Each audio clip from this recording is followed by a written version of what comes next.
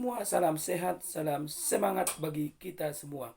Kembali kita pada pagi hari ini untuk belajar firman Tuhan dalam pendidikan agama Kristen. Sebelum kita belajar, kita berdoa. Ajari kami ya Tuhan anak-anak-Mu untuk mengerti firman Tuhan pada pagi hari ini. Karena firman-Mu adalah pelita bagi kaki kami dan terang bagi jalan kami. Dalam nama Yesus Kristus kami berdoa. Amin. Anak Bapak semua, pada pagi hari ini Bapak akan memberikan video pembelajaran kita untuk anak Bapak semua saksikan dan tonton dengan penuh teliti dan dengan penuh kecermatan. Karena nanti di akhir video kita, di akhir pembelajaran kita, Bapak akan memberikan tugas kepada anak Bapak semua. Oleh karena itu, Bapak harapkan semua Bapak semua untuk tetap fokus dan semangat untuk mengikuti pelajaran kita pada pagi hari ini dalam firman Tuhan yang akan kita pelajari. Tetap semangat dan tetap fokus untuk mengikuti video pembelajaran yang akan Bapak berikan. Semangat!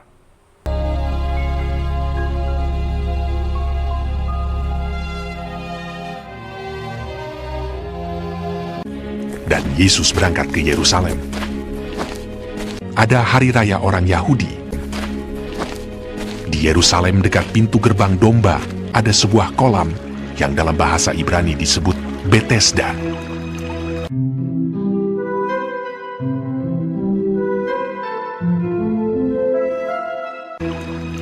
Ada 5 serambinya, dan di serambi-serambi itu berbaring sejumlah besar orang sakit, orang-orang buta, orang-orang timpang, dan orang-orang lumpuh.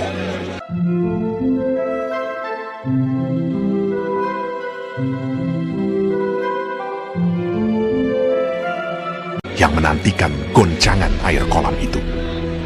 Sebab sewaktu-waktu turun malaikat Tuhan ke kolam itu dan menggoncangkan air itu.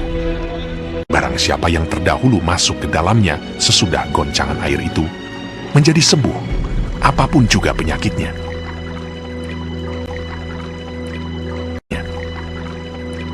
Di situ ada seorang yang sudah 38 tahun lamanya sakit.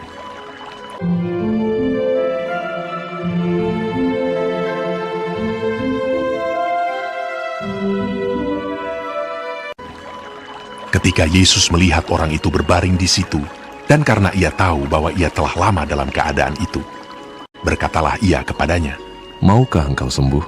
Jawab orang sakit itu kepadanya, "Tuhan, tidak ada orang yang menurunkan aku ke dalam kolam itu apabila airnya mulai goncang. Dan sementara aku menuju ke kolam itu, orang lain sudah turun mendahului aku." Kata Yesus kepadanya, "Bangunlah, angkatlah tilammu dan berjalanlah."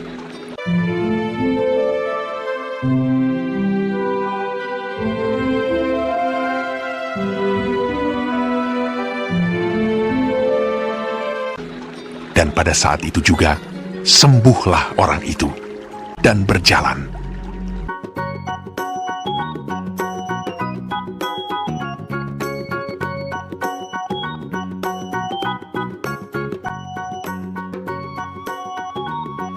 Lalu ia mengangkat tilamnya, tetapi hari itu hari Sabat.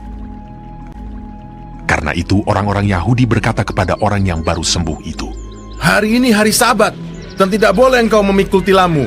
Siapakah orang itu yang berkata kepadamu, 'Angkatlah tilammu dan berjalanlah'?" Akan tetapi ia menjawab mereka, Orang yang telah menyembuhkan aku, dia yang mengatakan kepadaku, "Angkatlah tilammu dan berjalanlah." Tetapi orang yang baru sembuh itu tidak tahu siapa orang itu, sebab Yesus telah menghilang ke tengah-tengah orang banyak di tempat itu. Kemudian Yesus bertemu dengan dia dalam bait Allah, lalu berkata kepadanya, "Engkau telah sembuh. Jangan berbuat dosa lagi, supaya padamu jangan terjadi yang lebih buruk."